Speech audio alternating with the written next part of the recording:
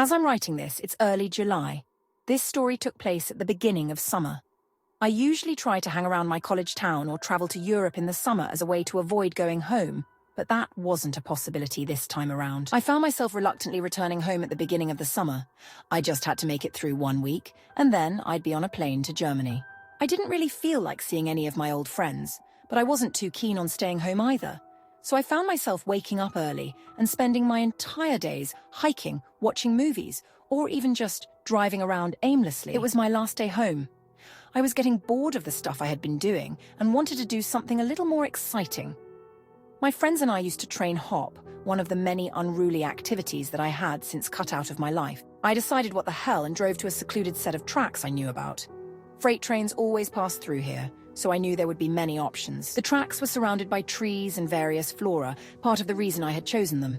The last thing I needed was to be caught for doing an illegal activity after having been clean for so many years. I parked my car and made my way over to the tracks. Let me describe the layout so it's easy to understand. This specific set of tracks ran through the trees for a while before entering a tunnel. There was a very small clearing on the other side of the tunnel, and then a massive bridge over the water. My friends and I used to ride the train all the way across the bridge, but since it was just me, I would have no way of getting back to my car unless I felt like walking 10 miles. So I decided that I'd hop on the train and take it through the tunnel, hop off and get a peaceful walk back to my car.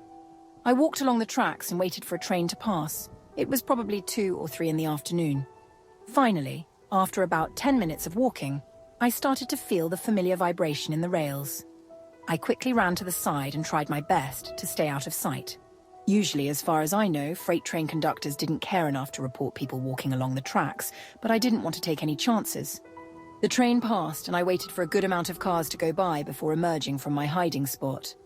I picked a car that looked easily attainable and began jogging alongside the train like I had done 100 times before. Once I was confident enough, I grabbed hold of the ladder and swung myself up. It was pretty easy. The train wasn't traveling very quickly. As my part of the train was about to enter the tunnel, I saw a strange flash of light from up ahead. I assumed it was a spark from the train or something, but truth be told, I had never seen anything like it before. I hoped there wasn't an errant wire or something dangerous in the tunnel, but it was too late to hop off. The train started picking up speed since the tunnel was perfectly straight, and I closed my eyes as the adrenaline rush started coming on. Just then, I felt a hand reach out from the darkness and literally grabbed my leg. I lost my footing and nearly slipped, but my hands were firmly gripping the train. I screamed and kicked, but the train sped by before I could make contact with anything. Before I could even comprehend what just happened, I felt another hand slap against my leg. I screamed again before scrambling up the ladder, hopefully out of reach. My heart was racing. What the hell just happened? The train exited the tunnel and I hopped off without thinking. I waited for the train to completely pass and watched it chug over the bridge. I remember pacing back and forth in the little clearing, thinking about what just happened. Like, were there really people in the tunnel, and what could they possibly be doing there? Why the hell would they try to drag me down? All these thoughts and more were racing through my mind when a stark realization struck me in the face. The only way back to my car was through the tunnel. There was absolutely no chance in hell I was walking back through that tunnel with those people in there, especially since they'd be able to see my silhouette, and I'd be walking through darkness. I sat on the ground for what felt like forever. There was no other option. I couldn't walk across the bridge without risking my life. A train could come along at any second and the bridge was too long. I considered calling someone to come rescue me, but I wasn't even sure if they'd be able to do anything. Police weren't an option. I was breaking the law just being here. I had no choice. I picked up a rock and started making my way through the tunnel. There were 2 people in there, which I knew for a fact, but there could have been more. I had no idea. I got about halfway to the point where I felt the second set of hands. When I heard something, a faint clicking was coming from somewhere in the tunnel. It sounded like a human clicking their tongue, but it could have been made by a machine. It was honestly hard to tell. I froze and thought to myself, continuing to walk this tunnel was a death sentence. I felt a rush of confidence and pulled out my phone. "You better stay back or I'll shoot," I threatened, my words echoing off the tunnel walls.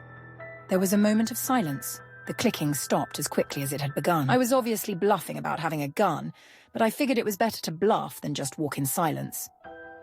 I then pulled up a video on YouTube of a gunshot sound effect, turned up my phone's volume and played it. It was honestly louder than I was expecting, and with the echo of the tunnel, I prayed to God that whoever was in there bought it. Without waiting another second, I sprinted full speed into the darkness, bracing myself for a fight. I didn't stop running until I had reached the other side. By some miracle, no one tried to grab me. After making it out of the tunnel, I looked back. There was another flash from deep in the tunnel. This time, though, it subsided long enough for me to clearly see two silhouettes standing on the tracks, facing me. That was it for me. I turned to leave. But as I was jogging away, the nastiest screech I've ever heard emanated from the tunnel. It sounded barbaric, definitely human, but far from normal. I don't plan on ever train hopping again.